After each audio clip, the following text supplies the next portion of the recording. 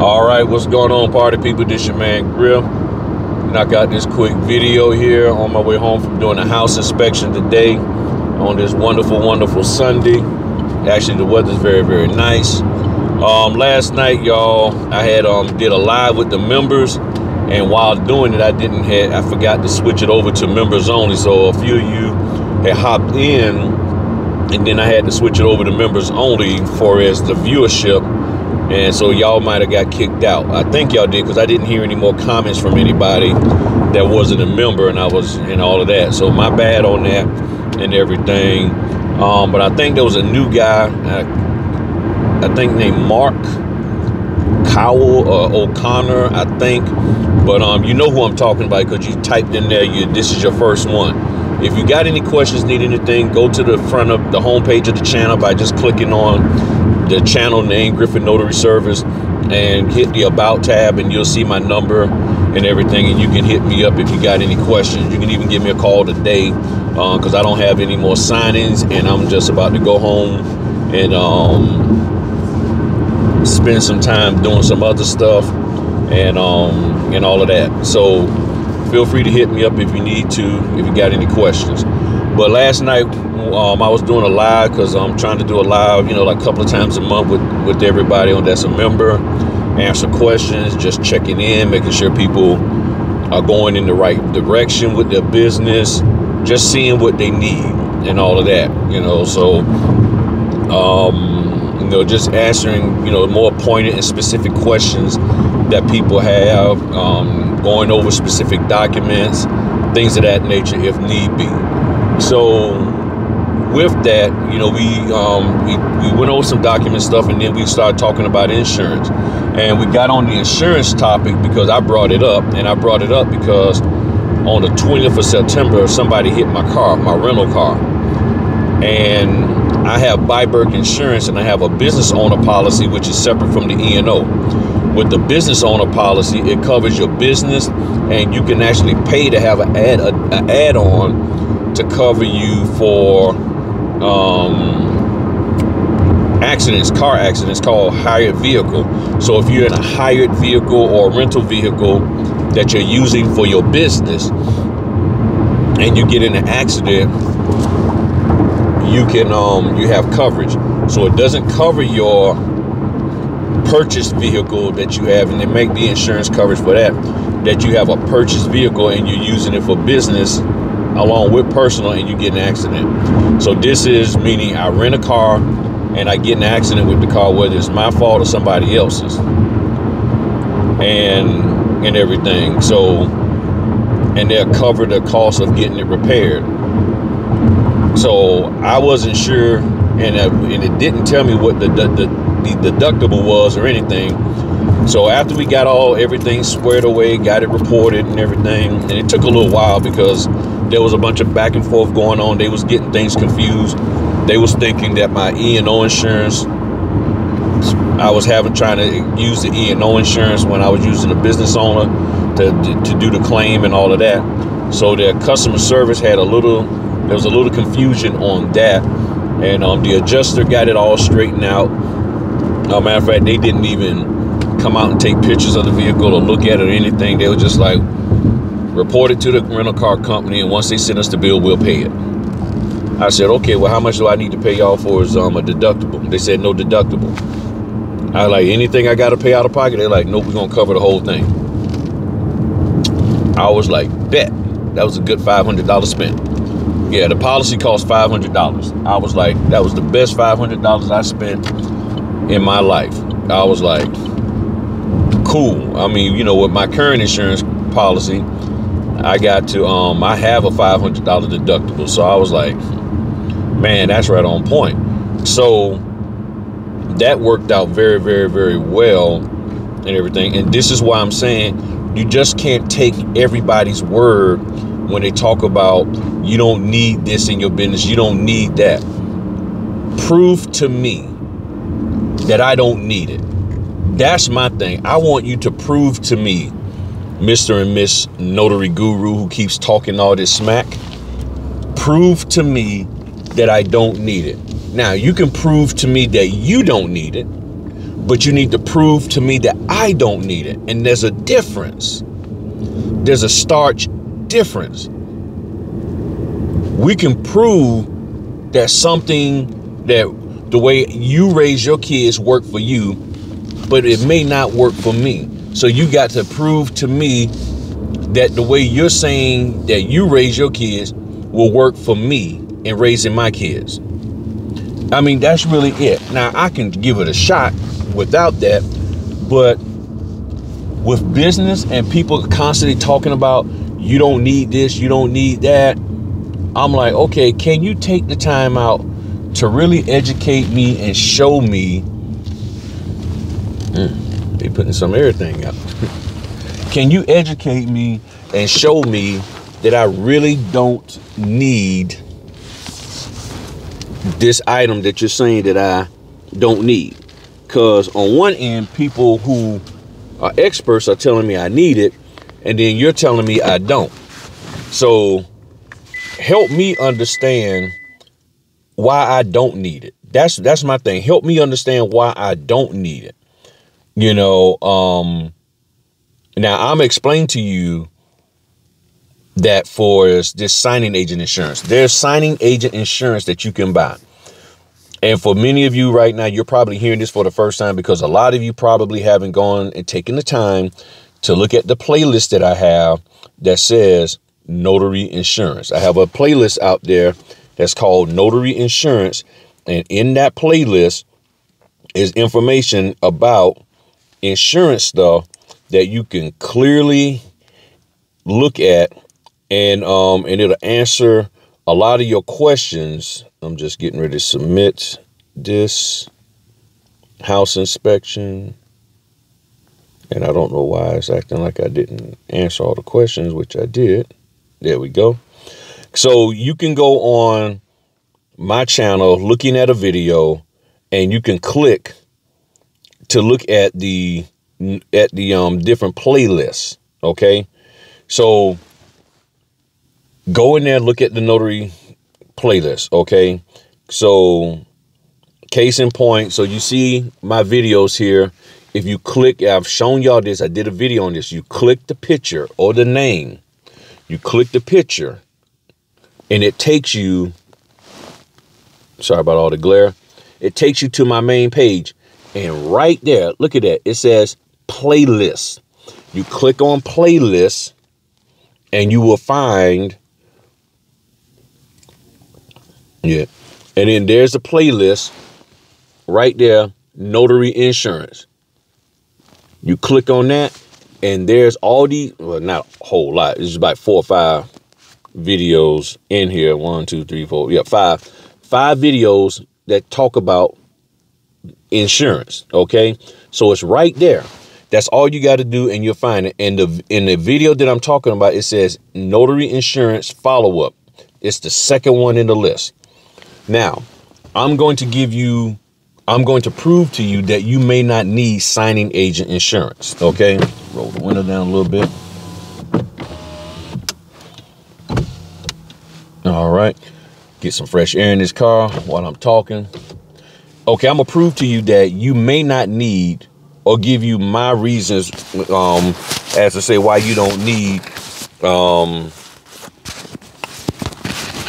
signing agent insurance. So Notary Insurance, okay, you have E&O, and then apparently there is signing agent insurance. Is there a combination of the two? I don't know, but they're separate insurance. E&O, signing agent insurance. E&O, errors and omissions for anything that you do concerning your notarial acts. So if you make a mistake doing something notarial, an error or an omission concerning your notarial acts, you're covered. You have insurance to cover that. Okay, to what degree, all of that, talk to your insurance person. I'm not going to get into all of that. What if I do this? Talk to your insurance people. What if I do that? Talk to your insurance people. The signing agent insurance, that covers you in a different manner. Okay, that covers you fully in, hold on, let me do something real quick. So that covers you in a different manner. And I'm pulling up the website right now that talks about it. This E.R. Monroe. And in that video, Insurance Talk follow-up, it has the link to their stuff.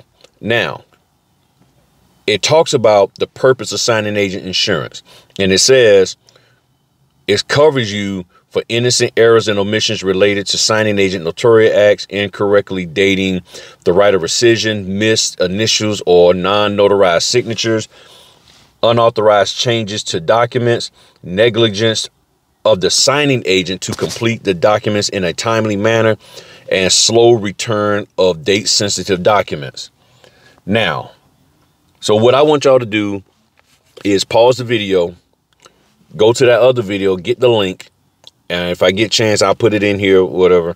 But if not, get the link from the other video and come back and look at this, listen to this video as I read that, and you will see. So now, here's my thing. A lot of the stuff that they say that you need coverage for is stuff that is avoidable. It is truly avoidable. So it says for innocent errors and omissions related to signing agent notarial acts. Well, my E&O insurance covers that. But then they're saying, and I guess there's their way of saying it's combined. They say, but then it's like incorrectly dating the right of rescission. You don't have to date the right of rescission wrong, because you have a calendar from the NNA that gives you the dates of the rescission. And the dates are already printed on there. And if you have to change them, you just follow the right to rescission calendar. And therefore, there's no reason why you should make an error incorrectly dating it. Missed initials or non-notarized signatures. That can happen, true. But I have not heard of anybody being sued behind it. Where I've heard people being sued is when, or getting really in trouble, is when the notary does not want to go and get them after they ask them, say, hey, you missed 3 initials.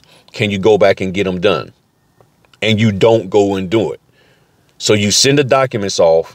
They say you missed initials. You scan it back and they say, oh, we see that you missed these initials. And you missed putting your stamp on a signature that you notarized, that you're supposed to be notarizing. And then you turn around and don't do it. Now that's going to cause a problem, because most of the time the companies, when I've missed it, they'll say, hey, can you go back and go get this done? And I'm like, okay, cool. I go get it done. But I don't think that just because you send it back and they're like, oh, you sent this back and you missed 1 initial, we're suing you. They don't do that. They ask you to go get it fixed. But if you don't go get it fixed, there's an issue. Unauthorized changes to documents. You shouldn't be doing that. Why are you changing the documents? You should not be changing the documents at all. If you are, that's a problem. Okay, it's a problem.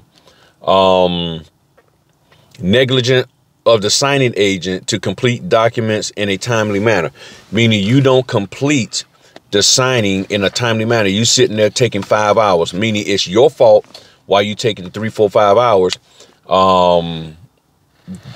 Yeah, you're going to be at fault. So, but all you got to do is don't take forever to do it.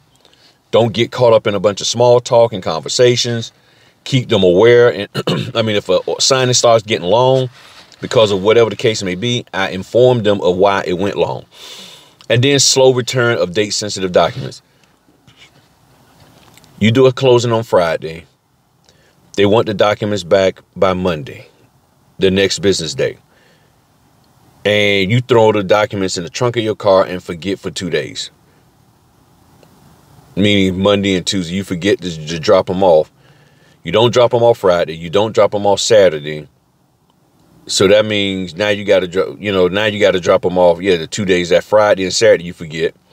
Now you got to drop them off on Monday, which means they're not getting there till Tuesday. But you could forget Monday and don't even think about it until you go to take your kid or pick your kid up from soccer practice or football or whatever. And you open the trunk and you see the documents. Or you get a notification from them saying where the documents at. And in your mind, you think you done shipped them, but you didn't. That's why I always get a receipt. So what I'm saying is, if you do what you're supposed to do, all of this can be mitigated. And see, my thing is this: if the training that you've taken does not empower you to not do these things, that's a problem. If the training you took has not and does not empower you to not make these mistakes, then what did you pay for? So you got to pay for that training with them, and now you got to go find some other training and knowledge base so you don't make this mistake. That's not good. You should train me so I don't make this mistake here. How do I not make these mistakes here? Now, note what it said, missed initials. It didn't say that you have to have them initial on every single page. But see, even if you make them initial on every single page so you don't miss initials, if the page doesn't require an initial, that could be a problem also. That could be a problem also. And it could be a problem of you just notarizing every single signature on there. I mean, the notaries, they just, as soon as that person sign, bam. As soon as they sign, bam. You know, they're like, I think I'm a sign, bam. You know what I'm saying? As soon as they sign, they're stamping every single thing where there's a signature. That can cause a problem. So this thing of, so it says here, and I'm going to just read this to you. It says, lawsuits against signing agents are becoming more common. Don't know when they wrote this. Doesn't have a date when they wrote it. Even if you are innocent, you could still face significant legal expense for defending yourself in a lawsuit.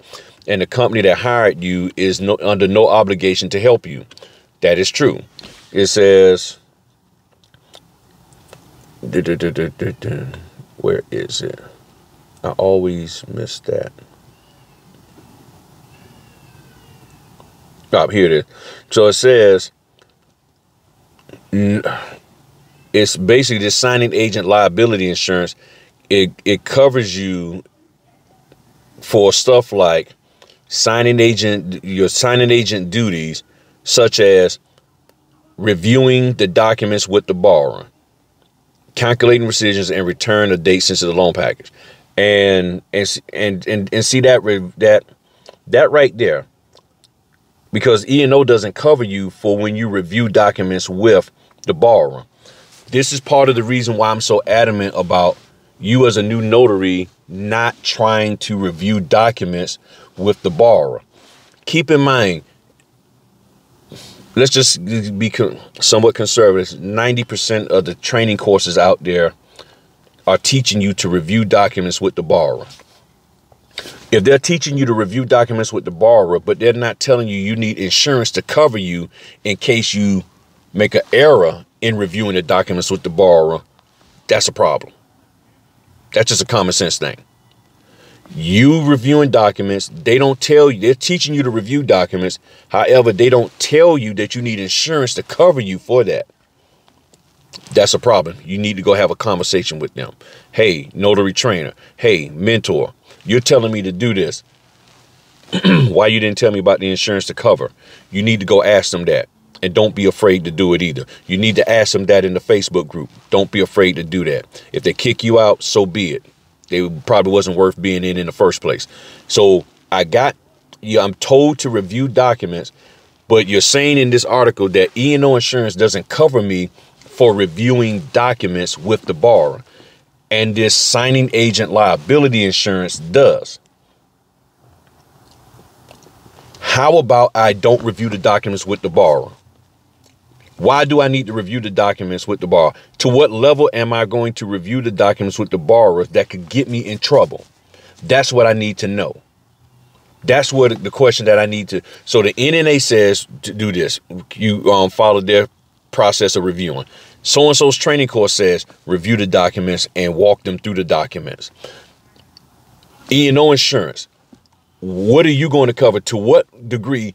At what point am I going beyond the scope of what I should be doing that you might have to come and defend me?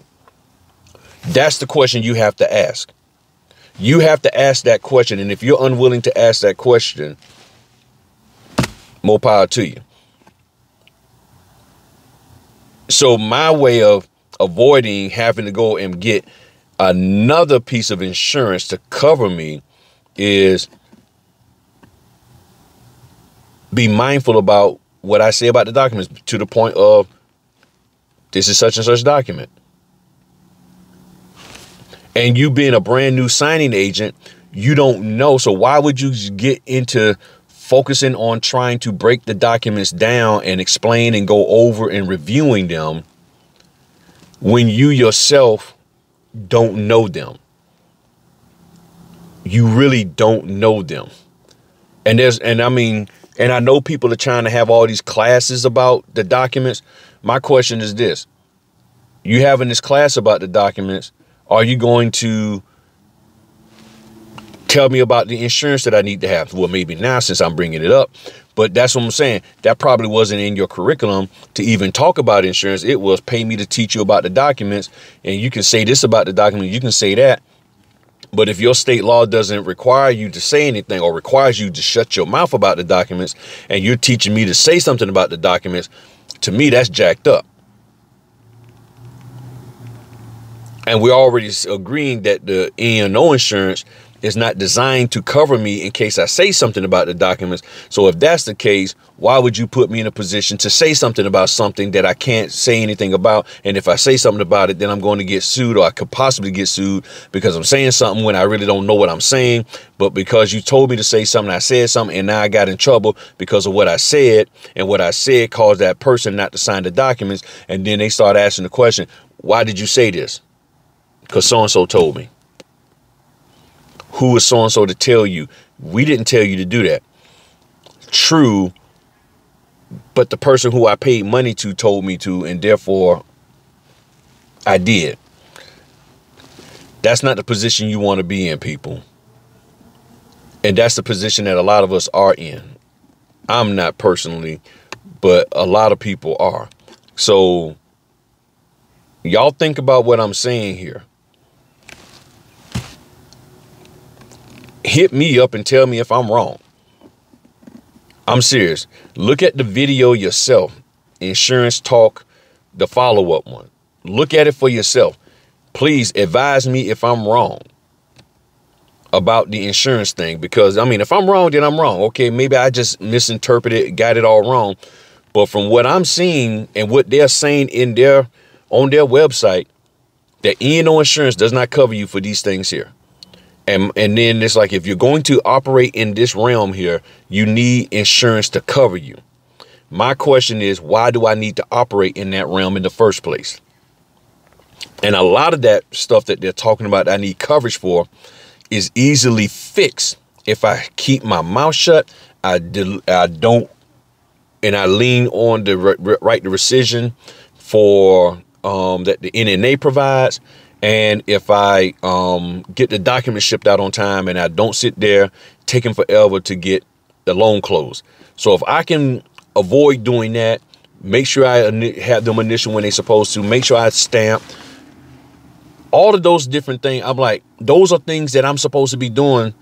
But if you're going to be a notary that's going to constantly do that, and see, to be honest, let me tell you this, you still don't even need the insurance, because the moment you get to a point of constantly making those kind of errors, they're going to stop using you anyway. So it's not like, hey, I got insurance to cover me in case I make these errors. So I'm going to make the errors, but keep using me anyway. Nah, they're going to be like, out. They're going to be like, nah, we're not using you. I don't care how much insurance you got, because the process to go through filing claims, getting reimbursed, that's too much. It takes too much time away. So how about this? We just get somebody that's better than you. We just get somebody that's better than you, and we don't have to worry about that. You're asking us to hire somebody who's basically operating in failure concerning being a notary signing agent, and to cover you, you want us to constantly hit your insurance up. Nah, I'd rather just get the things done on time and correctly and be done with it. So those are my 2 cents, but that was one of the things we talked about. We talked about some other stuff, printing supplies, making sure you get enough paper to last you. I just got 5 cases of paper. That should last me 3 letter, 3 and 2 legal. That should last me till the end of the year. If I couldn't buy anything else. That should last me to the end of the year. But I have to keep in mind that my son, so I still may have to buy another case of letter and another case of legal. That's basically, you know, backing him up, you know, providing him with the paperwork, the paper that he needs and all of that.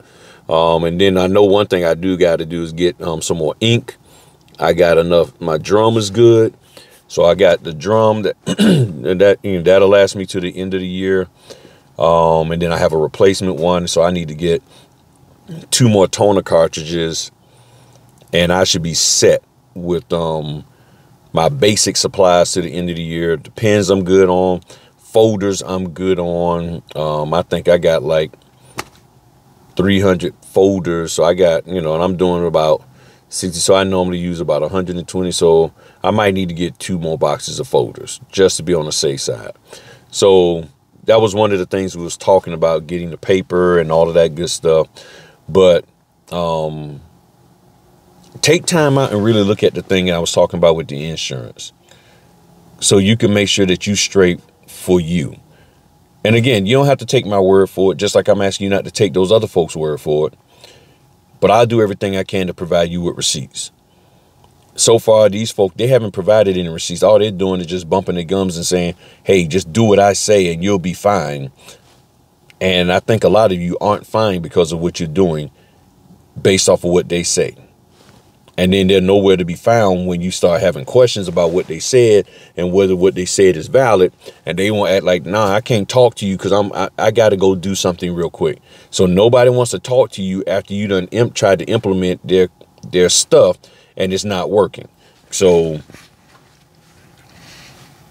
that's where a lot of us are at, and we really shouldn't be there. All right, y'all have a good one. Peace.